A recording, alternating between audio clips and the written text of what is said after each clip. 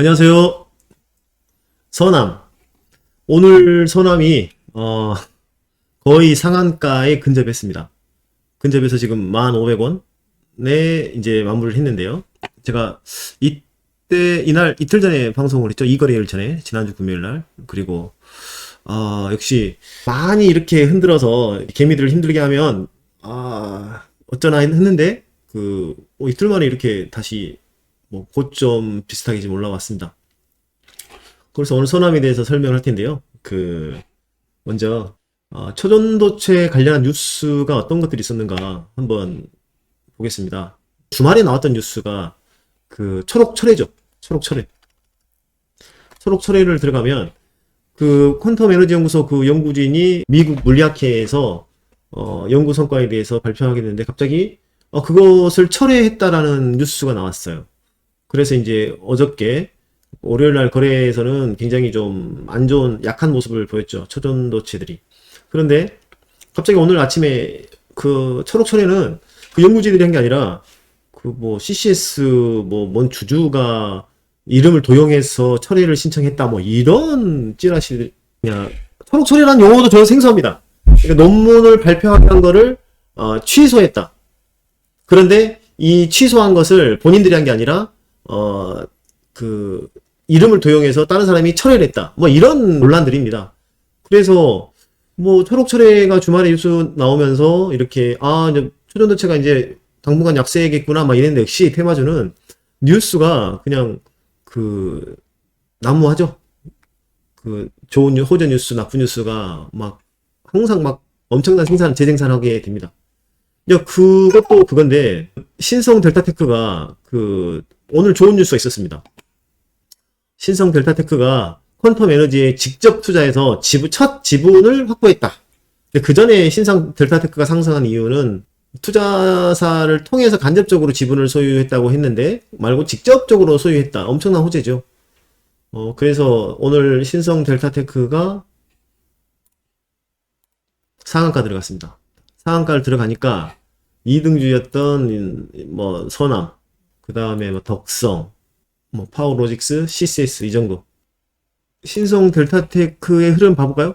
그러니까 테마주, 오늘 기준으로 했을 때 테마주들이 대장주, 2등주, 3등주 이런 움직임을 비교하면서 한번 보시게요. 일본 기준입니다. 신성 델타테크입니다. 오늘 기준으로 분봉을 한번 봐볼게요. 보세요. 신성 델타테크는 꾸준히 올라왔어요. 상한가까지. 오늘 2등주는 서남이죠. 우상향인데 얘는 그냥 꾸준히 갔죠. 갑자기 급등합니다. 아까 신성 델타테크가 지분을 확보했다는 뉴스가 이쯤 나왔을 거예요. 안 움직이다가 올라가더라고요. 그 다음에 3등 덕성 봐보세요. 파워로직스 보세요. CCS는 이렇게 나왔습니다. 어때요? 대장주, 2등주, 이런 움직임이 다르죠. 그러니까 항상 테마주를 할 때는 뭘 해야 되겠습니까?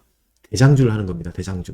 자, 이제 그러면 우리 종목은 이제 서남이니까 신성 델타테크가 상한가를 들어갔기 때문에 내일 갭상승해서 시작할 거예요. 그러면 신성 델타테크가 상승하면서 서남도 따라가겠죠? 그러면 어느 정도 시작할까? 보합에서 시작해서 쏠까? 지금 요 지점이죠. 요 지점이 굉장히 중요한 지점이었어요. 이 당시에 여기에서 엄청나게 많이 물려있거든요. 근데 여기에서 이 거래일 전에 여기에서 한번 찍고 흘러내렸죠. 다시 찍어 올렸습니다. 근데 거래량을 보면 이때보다 지금 거래량이 당연히 많아요. 그런데 이제 오늘 수급을 보면 수급도 오늘 다 개인이 산 걸로 나와요. 그래서 근데 신성 델타테크는 희한하게 오늘 외국인이 257억을 매수했어요. 257억. 서남은 오늘 외국인이 한 30억 정도 매도했거든요. 다른 테마들도 마찬가지예요. 다 개미들이 매도했는데 신성 델타테크만 외국인이 매수를 했어요. 눈에 보여지는 수급이. 그래서 직접적인 지분 매입이니까 외국인들이 굉장히 큰 직접적인 연관성이 생긴 거잖아요. 퀀텀 에너지 연구소하고. 그래서 들어온 것 같아요. 서남 예전에 이쯤에 이 정도 높이에서 외국인 비율이 높았다가 이쯤에서 외국인들이 많이 정리를 했었거든요. 여기서 이제 외국인이 들어온 거예요. 일단 이 상태라도 외국인이 보기에 직접적인 지분을 갖고 있다고 하니까 매력적으로 보였을 수 있습니다. 아무튼 하여튼 뭐 지금 오늘 기준으로 보면 그 직접적인 지분 확보는 굉장히 큰 호재죠. 지금 시장 분위기상으로 보면.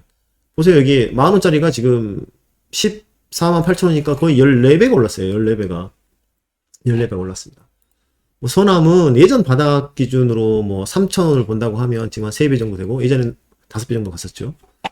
그럼 얘도 어차피 뭐 간밤에 특별하게 악재인 뉴스가 튀어나오지 않으면, 뭐 초록철에, 그러니까 발표 취소된 게 확실하다, 뭐 이런 나쁜 뉴스만 아니면 내일 시장에서 상승이 나올 것 같아요.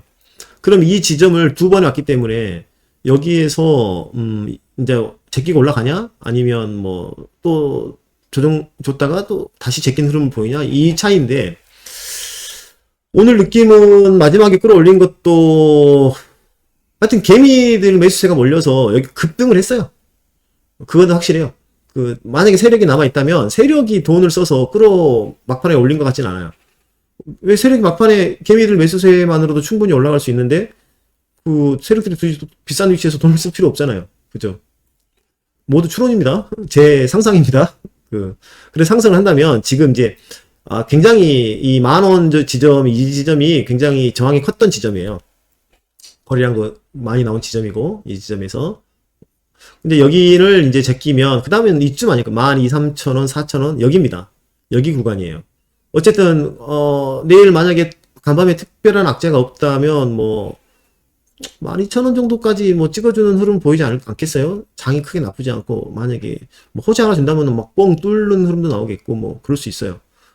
그런데 보시면 이 강력한 저항이 뭐 두세 개 있으니까, 이렇게 직접적인 호재가 있는 저 섹터가 아니니까 이렇게 뻗을 수는 없잖아요. 이 정도 어느 정도 차트에서 지지를 형성해주는 예의는 좀 차려야 되지 않겠습니까? 이건 예의를 차리는 구간이었다.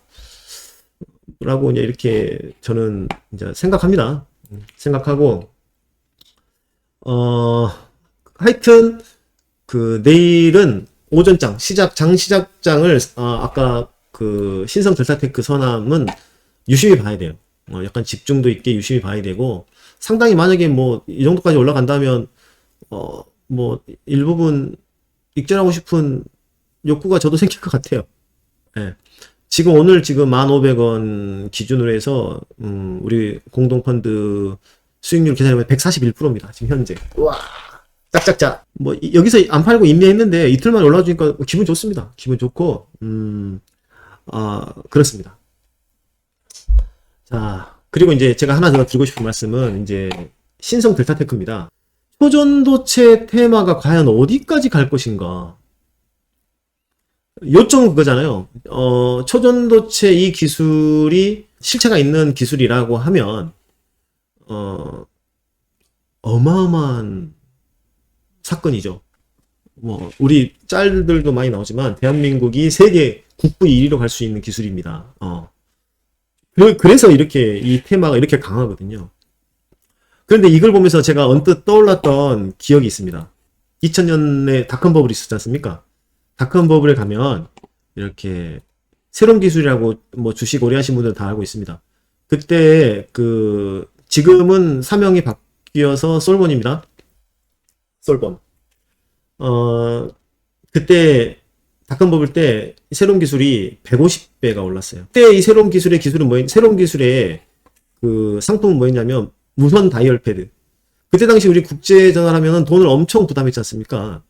그런데 새로운 기술이 국제 전화를 무료로 할 수 있는 기술을 가지고 나왔어요. 근데 지금은 무료가 상용화 됐잖아요. 카카오톡으로 전화하면 국제 전화도 데이터 요금만 내고 하지 않습니까? 지금 별거 아니죠. 근데 이 당시에는 정말 그랬어요. 근데 얘 그때 왜 상용화를 못 시켰을까요?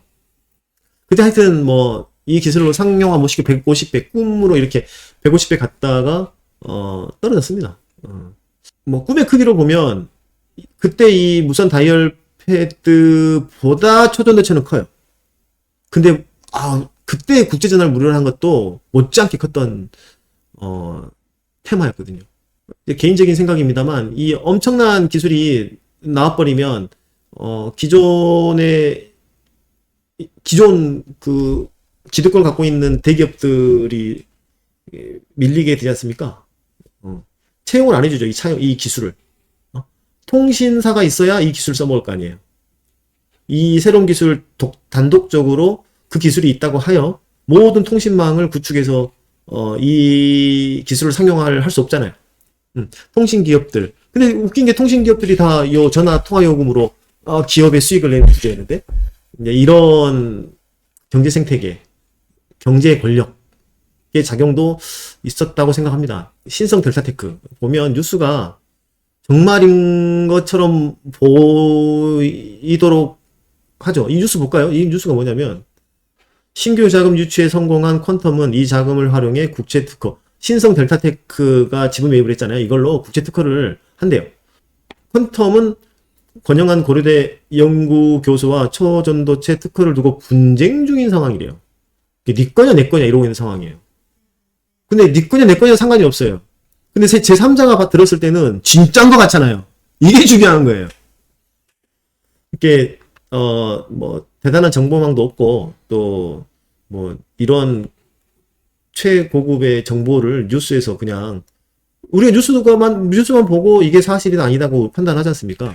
근데 뉴스를만 보고 내가 눈으로 봐야 되는데 눈으로 봐도 뭐 모르잖아요. 어떤 게 공식적인 신뢰할 수 있는 기관의 인정, 이게 팩트거든요. 그 역할을 하는 게 그 3월 4일 날 미국 물리학회 실험 결과 발표, 그 다음에 미국 물리학회 이런 공신력이 있는 기관에서 인정해주면 이건 팩트가 되는 겁니다.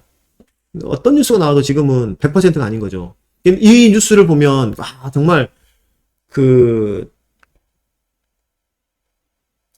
언론의 힘은 큰 것 같아요. 글자로 이거는 보세요. 이게 기술인 것 같아요. 팩트인 것처럼 보여지게끔 만들잖아요. 근데 이런 것을 볼 줄 알아야 됩니다. 이런 거를 볼 줄 알아야 됩니다. 자, 그래서 지금 초전도체를 테마를 보면서 예전에 새로운 기술이 보였어요.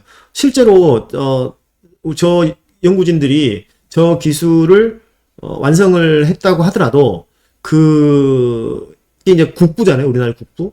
그 국부가 온전하게 우리나라로 온전하게 쌓일 수 있느냐, 온전하게 우리가 가져올 수 있느냐, 이것은 앞으로 계속 지켜봐야 될 문제예요.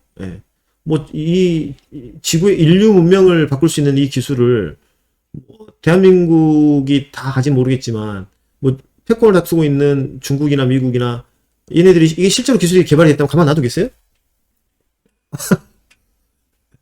이 기술을 가진 자가 패권을 가질 수가 있는데?